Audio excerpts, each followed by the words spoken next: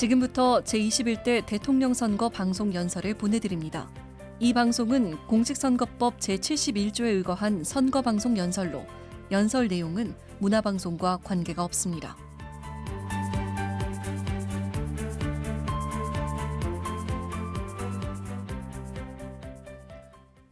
안녕하세요. 이재명 후보의 공약을 전해드리는 지금은 이재명 공약 읽어주는 남자 배우 이기영입니다. 내란으로 유난히 혹독했던 겨울이었죠.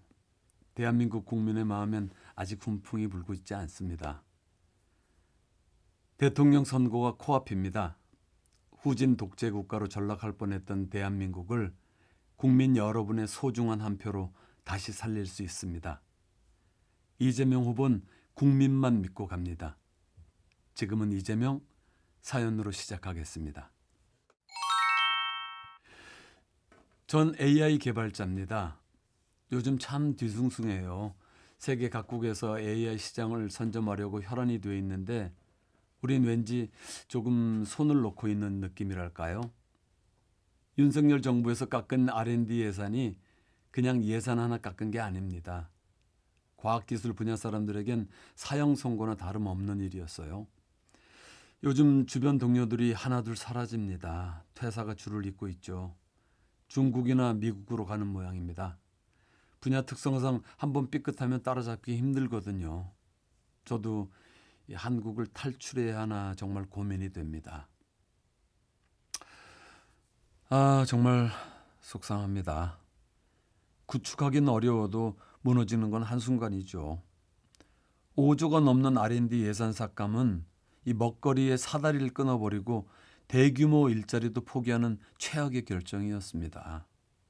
그래놓고 윤석열 씨는 뻔뻔하게 예산 삭감에 항의하던 학생을 폭행했습니다. 아직도 화가 납니다. 진짜 문제는 이 뒤처지는 산업과 그를 떠받치는 인재 유출이죠. 사연자분의 마음 정말 100분 이해됩니다.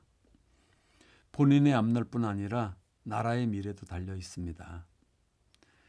이재명 후보의 1순위 공약은 세계선도 경제 강국입니다. 첨단 과학기술로 세계의 미래를 설계하고 글로벌 질서와 문명을 이끄는 선도 국가가 되어야 한다고 강조했습니다. 이재명 후보는 AI 세계 3대 강국 진입을 목표로 AI 투자 100조 원 시대를 열 겁니다. 먼저 AI 단과대학을 설립하고 병역 특례를 확대해서 과학기술 연구만 전념할 수 있게 할 겁니다. 김대중 대통령이 IT 강국으로 만들었듯이 이재명 후보는 AI를 세계 선도의 천병으로 지원을 아끼지 않을 겁니다. 사연 주신 분 제발 대한민국을 탈출하지 말아주세요. 조금만 참아주세요. AI는 학습의 결과물입니다. 활용이 많을수록 그리고 쓰는 사람이 잘 쓸수록 더 똑똑해지죠. 제가 해보니까 많이 물어봐야 더 정확하고 양질의 정보를 주더라고요. 국민 모두가 선진국 수준의 AI를 무료로 활용할 수 있게 모두의 AI 프로젝트도 추진합니다. 한국형 챗GPT를 전 국민이 사용하게 되면 순식간에 수많은 데이터를 쌓을 수 있겠죠. 새로운 산업이 만들어지고 국가 경쟁력이 강화될 겁니다. 아직 전 그다지 AI를 잘 이용하는 편은 아닙니다만 우리 이재명 후보는 꽤 잘 다룹니다. AI 세상을 대비해 미리 학습했고요. 지금도 계속하고 있습니다. 비전은 많은 직간접 경험에서 제시됩니다. 불과 전기는 인류 역사에서 큰 변곡점이었습니다. 전문가들은 AI가 그보다 훨씬 큰 영향을 미칠 거라 전망합니다. 개인이 뒤처지면 시대를 놓치게 되고 나라가 뒤처지면 돌이킬 수 없게 됩니다. 다양한 산업과 연계된 AI 융복합도 적극 추진할 계획입니다. 소총 한자로도 만들지 못하던 대한민국이 K방산으로 새로운 역사를 쓰고 있습니다. K방산 글로벌 4대 강국 달성은 이 후보가 이뤄낼 또 다른 과제입니다. 전쟁을 위해 국방을 강화하는 것이 아니라 세계 평화를 위해 방비를 튼튼히 해야 합니다. 그래서 세계적으로 국방 예산이 늘고 있는 추세입니다. 수출 지원 제도를 정비하고 방산 수출 기업엔 R&D 투자 세액을 감면해서 역량 강화에만 전념하게 할 겁니다. 방산 비리도 뿌리 뽑겠습니다. AI 첨단 기술로 방산 R&D 국가 투자도 확대하고 스타트업 육성도 계획 중입니다. 사연자분, 방산 분야에 도전해 보시는 건 어떨까요? 이재명 후보는 우리의 먹거리가 뭔지 누구보다 잘 알고 있습니다. 즉물즉답 시간입니다. 전 MZ세대입니다. 저희에겐 집단 트라우마가 있어요. 세월호와 이태원 참사로 생겼어요. 심지어 이태원 참사는 놀러 가다 그런 건데 왜 국가가 책임이냐고 피해자를 모욕하고 있습니다. 안전사고잖아요. 국민을 지키지 못한 것은 정부잖아요. 왜 피해자가 욕을 먹어야 하고 모욕을 받아야 하나요? 억울해요. 네, 일단 저도 기성세대로서 또 국민의 한 사람으로 정말 죄송한 마음입니다. 아직도 진상규명은커녕 유족을 모함하고 막말을 해대는 걸 보면 한숨이 나옵니다. 이재명 후보는 이 문제를 심각하게 살피고 있습니다.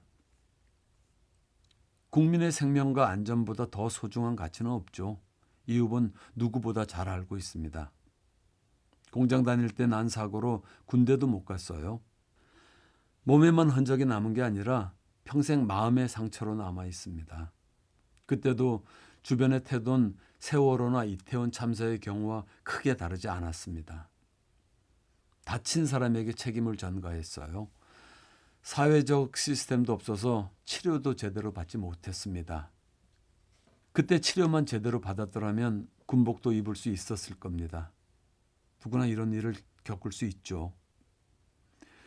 사고 조사 과정에서 유가족 목소리를 제도적으로 반영할 겁니다.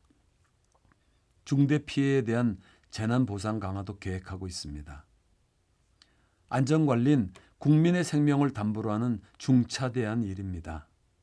대통령실 국가안전재난관리 컨트롤 타워를 복원할 겁니다.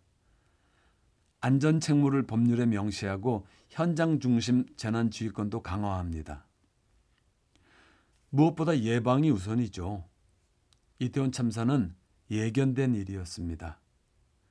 문재인 정부 땐 그보다 훨씬 많은 인파가 몰렸어도 적절하게 경찰을 배치하고 대처했기 때문에 아무 일도 일어나지 않았습니다. 우리 젊은이들은 신나는 축제를 즐기고 일상에 복귀할 수 있었습니다. 산불, 수해, 싱크홀 이런 재해들이 요즘 하루가 멀다 하고 뉴스를 장식하고 있죠. 지난해 항공사고 또한 또 다른 국민 트라우마가 됐습니다. 제대로 된 시스템, 체계를 만드는 게 가장 우선되어야 됩니다. 촘촘히 만들겠습니다. 국가가 책임집니다. 이재명 후보는 지키지 못할 약속은 애초에 하지 않습니다. 시장, 도지사를 거치면서 공약 이행률 94%를 달성한 전무후무한 사람입니다. 믿어보십시오. 이만한 사람은 없습니다.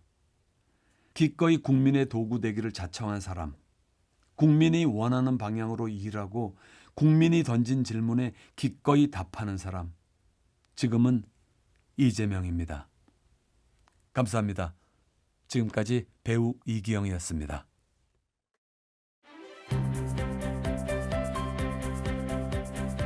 지금까지 제21대 대통령 선거 방송 연설을 들으셨습니다.